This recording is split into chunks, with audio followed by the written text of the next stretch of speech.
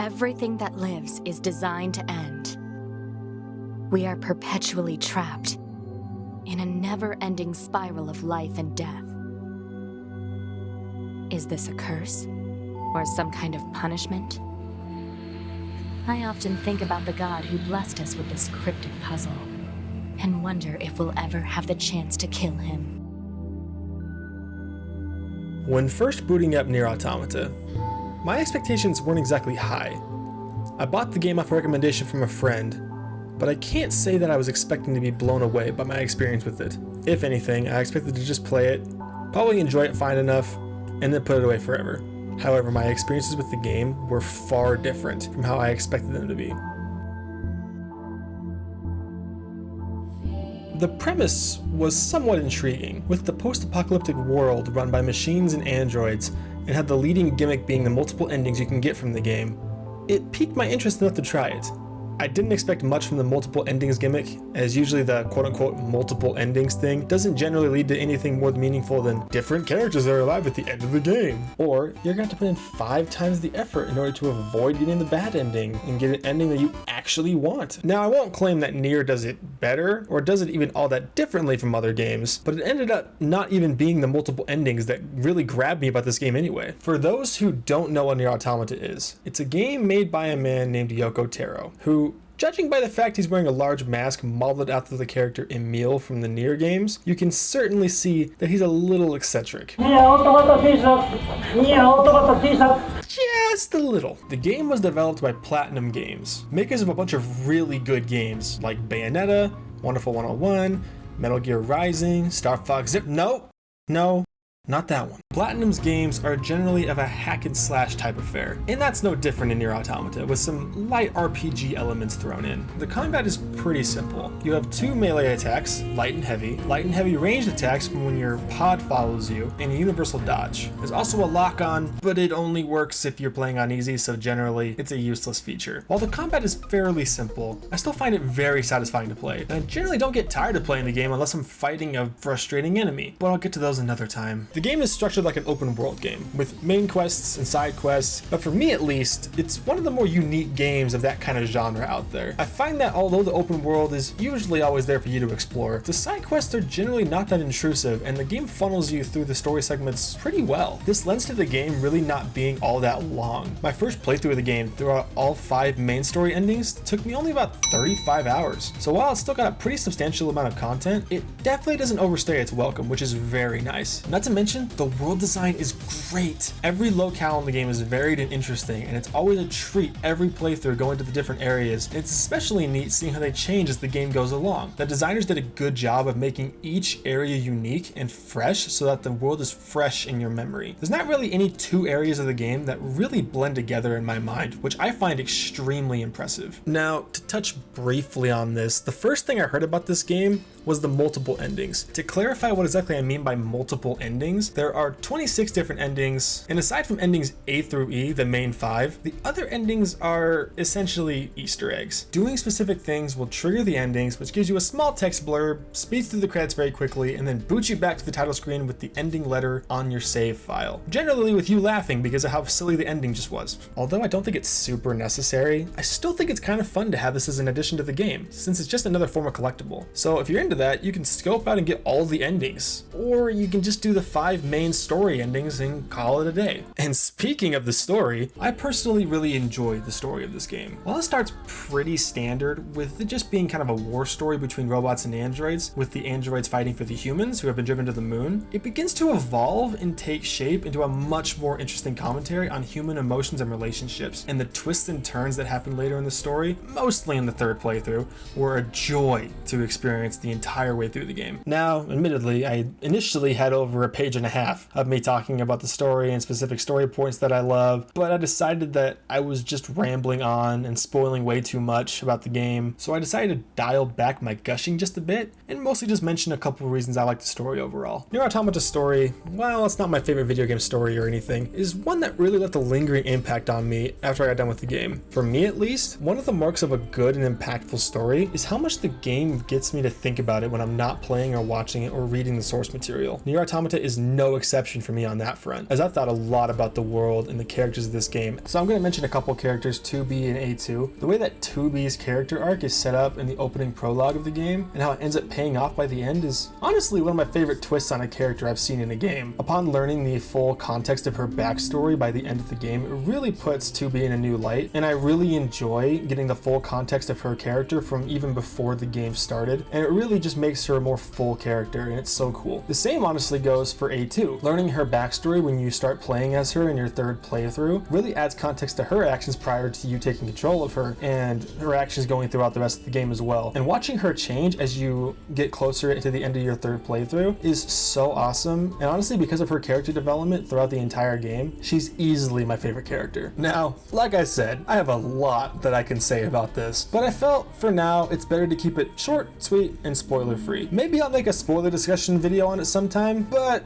that kind of thing is not for this video, I don't think. Okay, now we're on to the part of this game that inspired me to make this video in the first place, and that would be the soundtrack for Nier Automata. This soundtrack is absolutely gorgeous. It is one of the very few soundtracks in any movie, TV show, or video game that I listen to outside of the source material. Even two of my favorite games of all time, The Last of Us and Bloodborne, both of which have amazing soundtracks.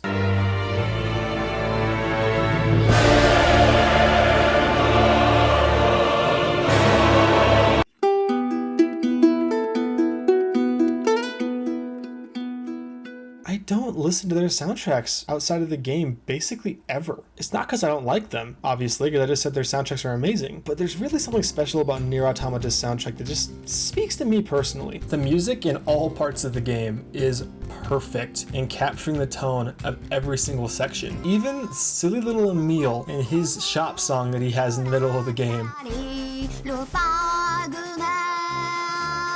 Even that song really works in the context of the game. Just to touch on a few favorites though that I think really elevate the parts of the game that they are in. The first one I'll mention is End of the Unknown. This is the song that plays when you first fight Adam and Eve in the alien ship. The overall mixing in this song really just makes you feel like you're on an alien ship. Like it just feels like you're in space and moving around. It's really hard to explain if you don't play the game, but if you work your way through to this part of the game and you start fighting them with this song playing in the background, it just works. With the dialogue and the setting and everything going into it, it just feels so good having this fight with this song in the background.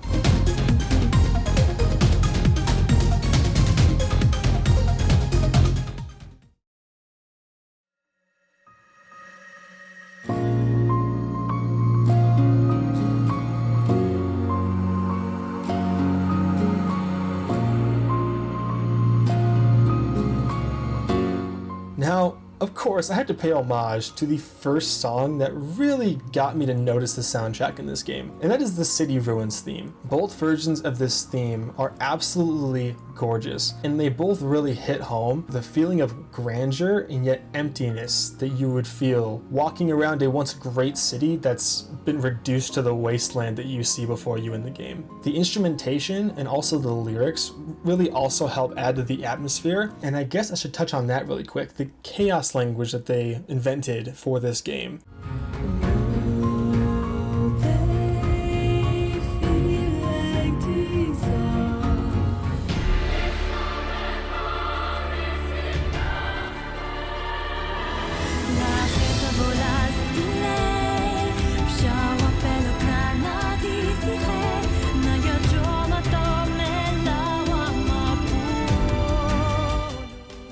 I know it's not a real language, so obviously we can't know exactly 100% the meaning behind the lyrics of the songs. I personally find that because the language is made up, you can kind of make your own interpretations as to what the lyrics mean, which I find very, very cool. And I think that Nier Automata's soundtrack as a whole is elevated by the fact that they use this language throughout the entirety of it. Another one of my favorite songs from this soundtrack is Peaceful Sleep, the song that you hear whenever you enter the resistance camp. The instrumental in this song is so incredibly calming, and the vocals are absolutely gorgeous. Quick tangent about this song. I used to work in a nursing home, and at this particular nursing home we had a memory care unit taking care of those who have different forms of dementia, Alzheimer's, that kind of thing. And one of my duties there was often to put the residents to sleep. And there are times when it's kind of difficult, you know, to turns out people with dementia and Alzheimer's sometimes don't like going to sleep. Honestly, same. I feel the exact same. But I learned that one of the ways to help residents go to sleep is to sit in the room with them and play them music. And this was a particular favorite song for some of them to fall asleep to. I guess it's kind of fitting because of the name, but I just thought it was a very cute story. Peaceful Sleep is one of my favorites, and it's one where if you ever want to, have a song to just chill out to, not really think about much, you just put Peaceful Sleep on and just not think about much, and it's just beautiful.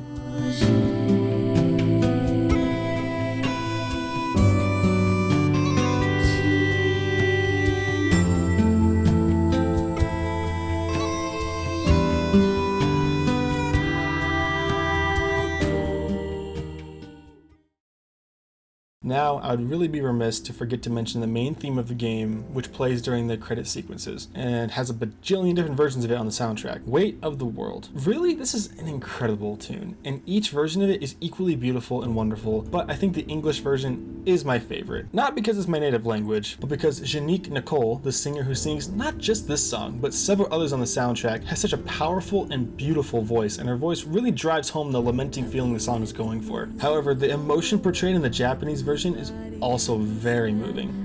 そう僕らは今無意味でも願うただ君との未来を Absolutely incredible song off this soundtrack. And again, even if you haven't played Nier Automata, I would 100% recommend you at least listen to the soundtrack, because the soundtrack is so good. And I'm not a music expert, but I honestly believe that Keiichi Okabe's work should be studied by those in the music industry, because he's doing something right. Like, his music is just so well put together and all the way through. I wish that some way, somehow, that I could save every one of us, but the truth is that I'm only one girl. Still we're gonna shout it loud, even if our words seem meaningless. It's like I'm carrying the weight of the world. I hope that some way, somehow, that I could save every one of us, but the truth is that I'm only one girl. Maybe if I keep believing, my dreams will come to life.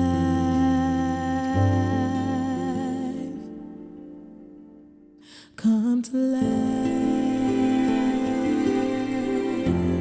But anyways, that's all I want to say about the soundtrack. I absolutely adore this game, and although the aesthetics of the game are pretty odd, especially upon first looking at it, I recommend it to almost anybody. There are definitely other things that I love about this game that I decided not to mention because this video would otherwise be 4 hours long, but let me know your thoughts in the comments below about what your favorite parts of this game are, or if you don't care for the game, why, or whatever else you want to talk about. And hit the thumbs up if you enjoyed this video, and be sure to subscribe so that you know when I upload more commentaries like this and other things I've got planned. Anyways, everyone, I'll see you all in the future. Bye!